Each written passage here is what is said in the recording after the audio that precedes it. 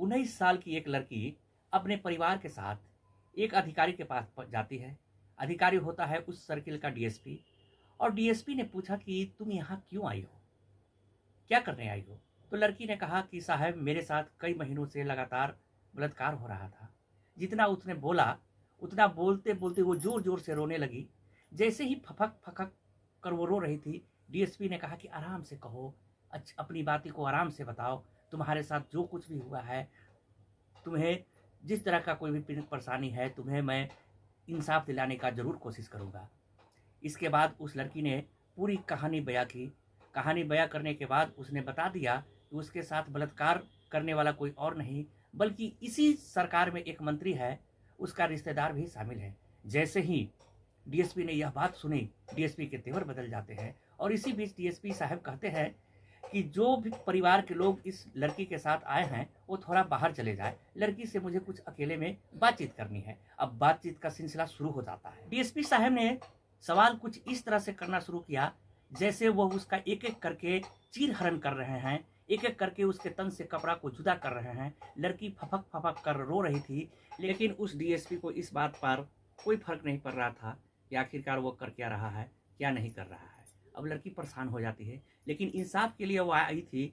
चारों तरफ से जब हिम्मत हार चुकी थी, तभी उस अधिकारी के पास आकर उसने समस्या बयां की थी।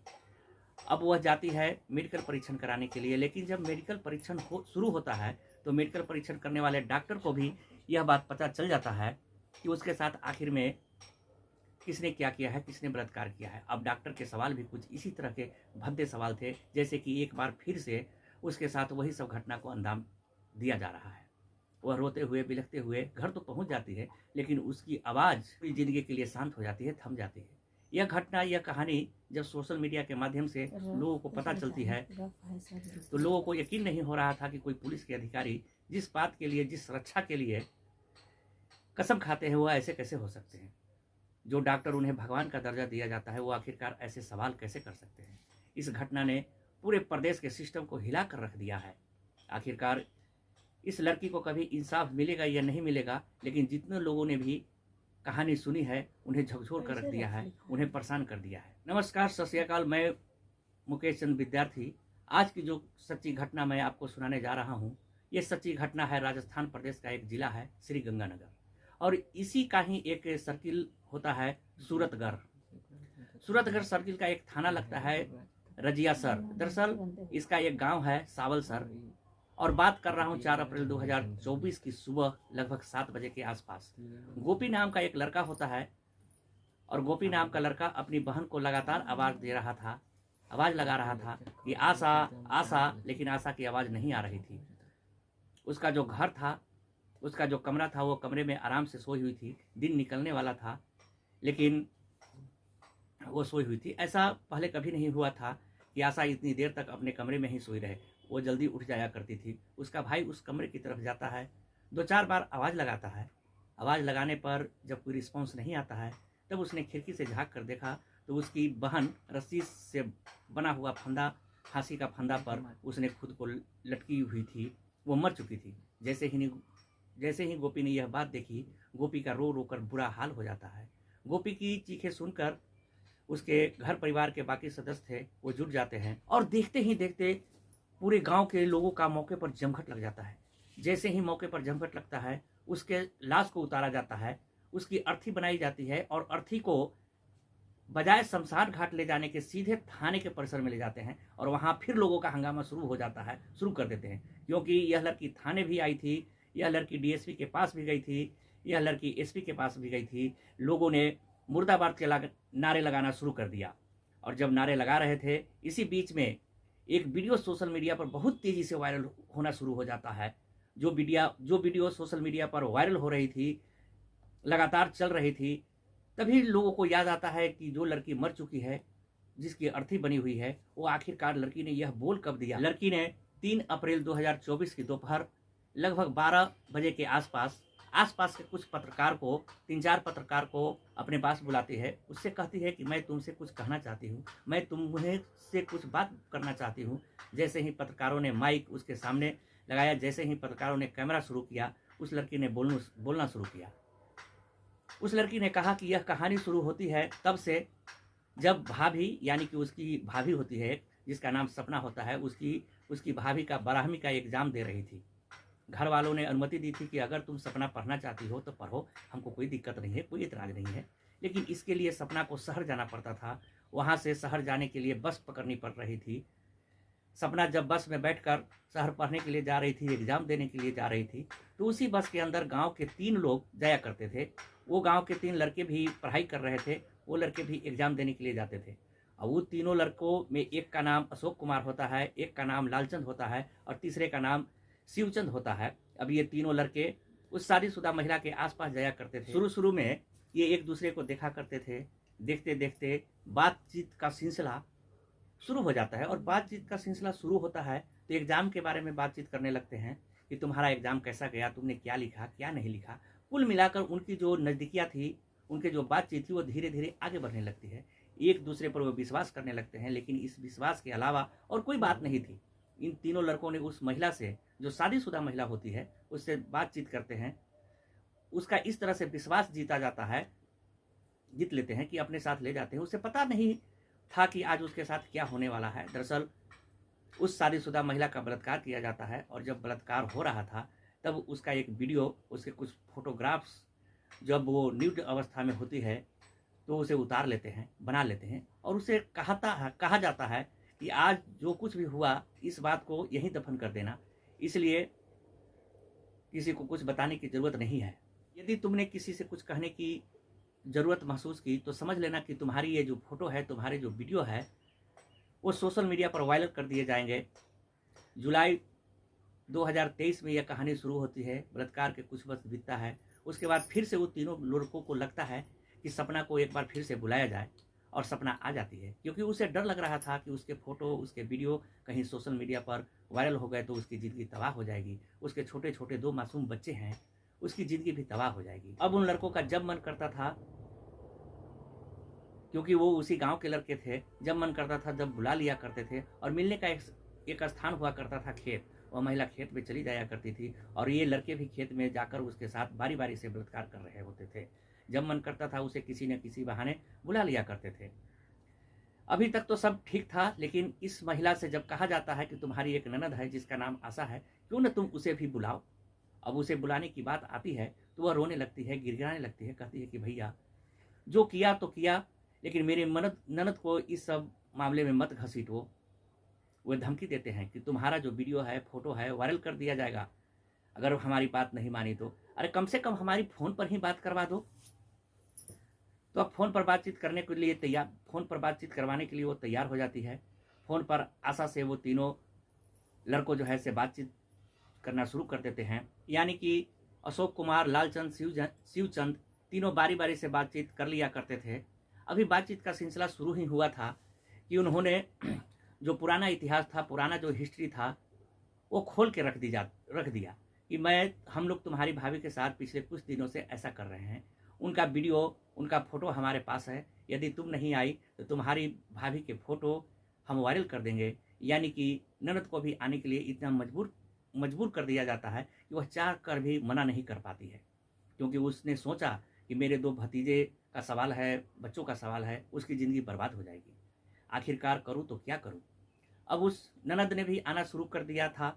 उन तीनों ने मिलकर उसका भी बलात्कार करना शुरू कर दिया। सब कुछ ऐसे चल रहा था। लेकिन एक दिन ऐसा होता है, 23 दिसंबर 2023 की बात है। यह दोनों भाभी और ननद खेत की तरफ से आ रही थी। इसी बीच तीनों लड़के आपस में आमने-सामने टकरा जाते हैं और तीनों लड़के उन दोनों के साथ मिलकर आमने-सामने बलात्कार करते हैं। जब यहाँ तक बात नहीं थमती है, तब इस महिला को ऐसा बुरा लगता है, इस सपना को इतना खराब लगता है कि उसकी ज़िंदगी तो खुद खराब हुई ही थी, उसने अपनी ननद की भी ज़िंदगी खराब कर दी।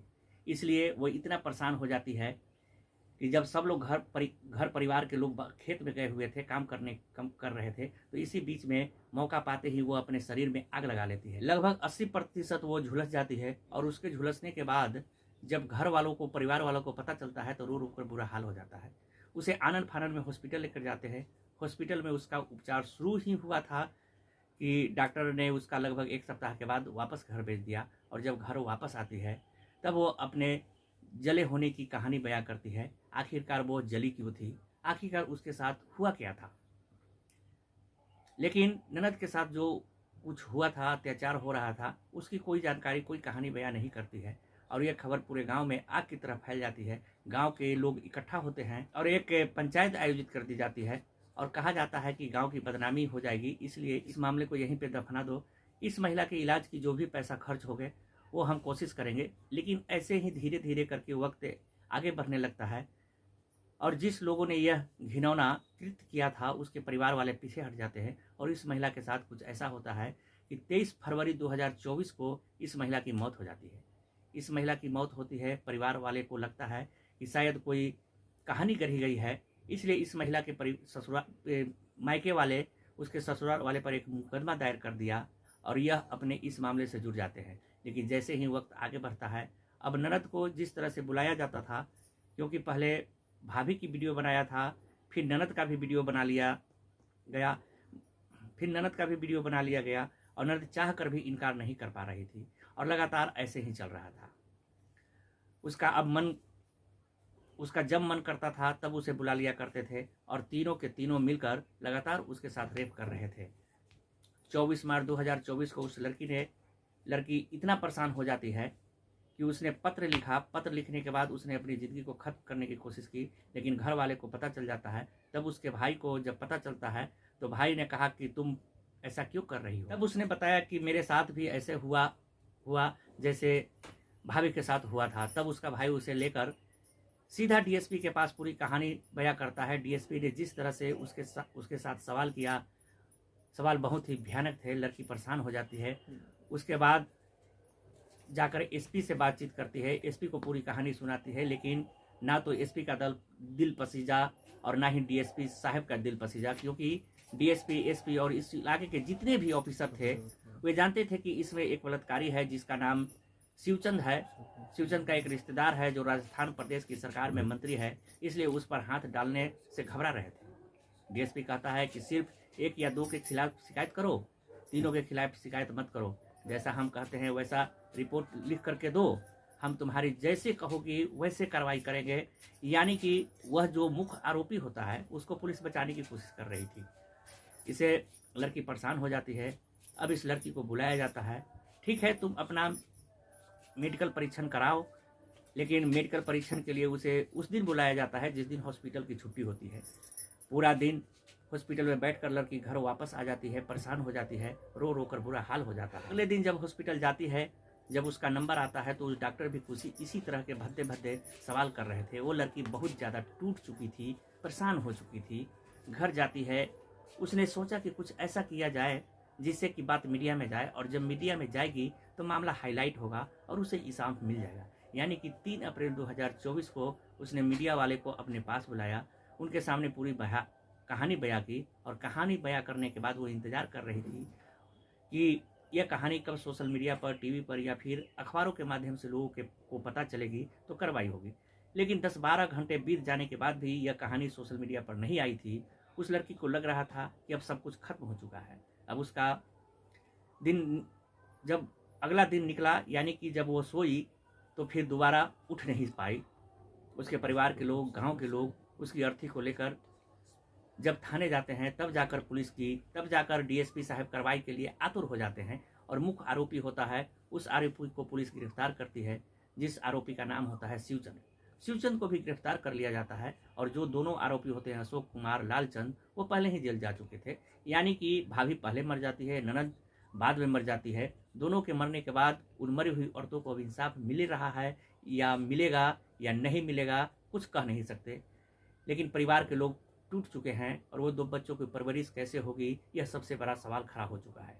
ठीक वैसे ही जैसे कि ननद ने सोचा था कि दोनों बच्चों की परवरिश कैसे होगी, काश कि उन्होंने पहले ही दिन इसका विरोध कर लिया होता तो जीवित रहते हुए अपने परिवार को साथ लेकर मदद मांगने उच्च अधिकारियों के पास जाते, वीडियो बनाते, कुछ भी करते, लेकिन इंसाफ उन्हें मिल ही जाता। लेकिन इंसाफ उन्हें ही मिलता है शायद जिनकी बातों में दम होता है। जैसे क्या इसमें एक मंत्री का रिश्तेदार होता है, इसलिए पुलिस कार्रवाई करने से बच रही थी, लेकिन उसकी आवाज़ कोई बनता नहीं है। सिस्टम ये बौना साबित होता है। आगे भविष्य में क्या होगा कुछ कह नहीं सकते। ननद और भाभी का तो चैप्टर था, वो हमेशा हमेशा के लिए बंद हो जाता है, ख़त्म हो जाता है। दोस्तों, इस पूरी घटनाक्रम को सुनाने का उद्देश्य किसी को परेशान करना नहीं, किसी को दुख पहुंचाना नहीं, किसी को हरेस करना नहीं है। सिर्फ आप लोगों को आगाह करना है, सचेत करना है। आप लोग सुरक्षित रहें, स्वस्थ रहें। जय हिंद, जय भारत।